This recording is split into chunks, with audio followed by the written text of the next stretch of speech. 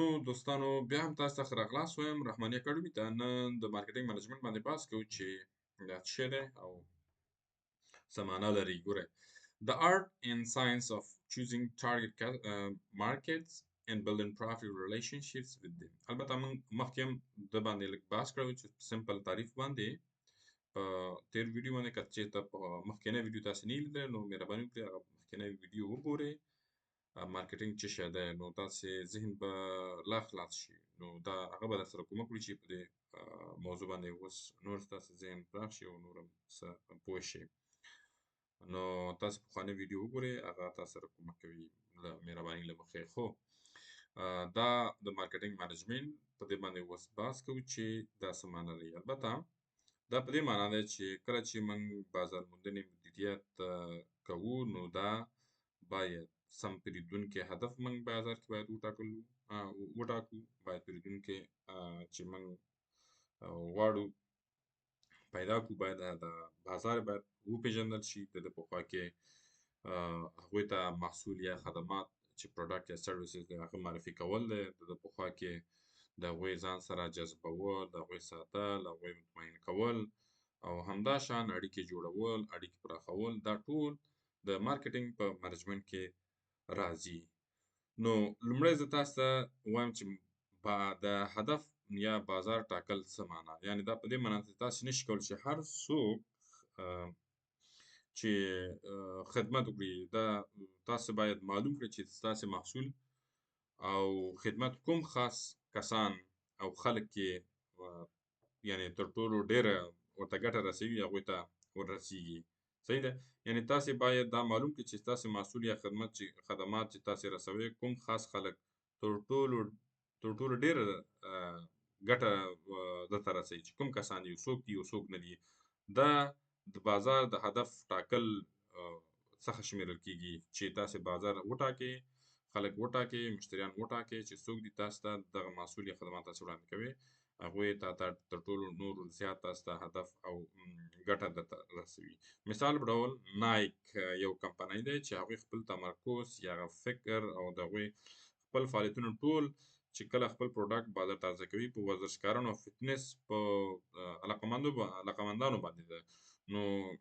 نو په ټولو خلکو یې نه ده، په یوازې په همغو کټګوري خلکو باندې ده چې هغوی هغه فعال کسان هدف ګرځوي چې فعالیت او سټایل ته ډېر زیات ارزښت ورکوي، ورزش ته زیات ارزښت ورکوي، نو ورزش کې ډېر زیات فعال دي. نو دغه کسان یعنې د دوی هغه بازار هدف وټاکل شو، دغه کسان ته ټارګېټ کوي، په همغه کسان ته خپل خدمات یا خپل سرویس او پروډکټ او محصول وړاندې کوي او بازار کپچر کوي. نو دوهم دا چې ما وویل چې پیرودونکي سره ګټورې اړیکې جوړول، دا څه معنا ده؟ په دې معنا کله چې بازار وپېژنې نو بیا اړیکې او عرضه د په خوا کې رضایت هم ورسره جوړېږي. وخت په تېرېدو سره کله چې ته ښه خدمات وړاندې کوې، ښه کسټمر ریلیشنشپ جوړوې، ښه ټرست جوړوې او باور اعتماد ترلاسه کوې او د دوی رضایت نو دا د ده سره بیا چې کې ښه ګټورې اړیکې جوړېدلی شي. مثال په ډول ته باید داسې خدمات ورته وړاندې کړې چې تر څو خپل مشتري رضایت وکړي. نو چې کله موږ راځو مثال په ډول امازون ته صحیح دی، امازون څه کوي؟ امازون د کار کوي، په دې باندې کار کوي چې څنګه خپل مشتریان په رضایت کې وساتي. صحیح ده؟ نو دوی د امازون پوره ولیکم چې دلته لږ ماوس سره هم لږ مشکل دی. دوی داسې کوشش کوي چې باید د خپلو مشتریانو څنګه ښه او سترانګ ریلیشنشپ ولري. دوی سره د دې چې خپل هغه خدمات وړاندې کوي یا پروډکټ محصولات ورته وړاندې کوي، د ده په خوا کې نور اسانتیاوې ورته برابروي چې دا د دې باعث کېږي چې د مشتري سره ګټور اړیکې جوړ کړي او رضایت یې ترلاسه کړي. هغه څنګه؟ مثلا هغوی چټک تحویل یا چټک رسول، د محصولاتو چټک رسول، د دې په خوا کې اسانه ریټرن بیرته مثلا ستانول که چېرته پروډکټ مشکل ولري، ډیفیکټ ولري، مثال که چېرته په پروډکټ کې هغه کوالټي چې ته یې غواړې یا فیچر هغه غواړې هغه نه وي پکې، او یا هم کوم بل مشکل ولري ته خلاصه رضایت پکې نه څه کوي ته هغه بیرته کولی شي ته ریټرن کړي. نو یا مثال ته که غواړې چې مثال خپل شخصي وړاندیزونه ولرې نو دا ورته وړاندې کړي چې دغه زما هدف د زه دغسې یو پروډکټ غواړم چې هغه باید ماته راورسېږي نو هغه مني. نو دا ټول کارونه دا چې امازون په نظر کې نیسي او مشتریانو ته وړاندې کوي دا د دې باعث کېږي چې خلک بیرته بیا به راشي او بیرته یې واخلي او څه شیان چې غواړي هغوی له امازون نه یې وپېري یعنې ویاخلي او د امازون دایمي مشتري وګرځي. نو بل موضوع مې رایاده کړه چې کله چې موږ بازار موندنې مدیریت اصلي موخه باندې موږ بحث کوو موږ دا په دې معنی دی چې دلته مو وایو چې aim is to find, attract, keep, grow customers by creating, delivering, communicating superior value. وایي د پیرودونکو موندل یعنی هدف یعنی موخې د بازار موندنې هدف او د مدیریت هدف څه شی دی. کله چې موږ مارکیټینګ منیجمنټ وایو د دې مدیریت د مارکیټینګ د بازار موندنې مدیریت هدف څه شی دی. هدف یې دا دی چې ته باید را پیدا یې کړې څه رقم جذب یې کړې ویې ساتې او اړیکې پراخه کړې خپل مشتریانو سره ویې ساتې او غوره ارزښت باندې ته کار وکړې غوره ارزښت ورته وړاندې کړې او ویې رسوي او کمیونیکیشن ورسره ولري او د ده په خوا کې هغوی ته ښه بارزښت او های ویلیو لرونکي خدمات او محصول مشتریانو ته وړاندې کړي.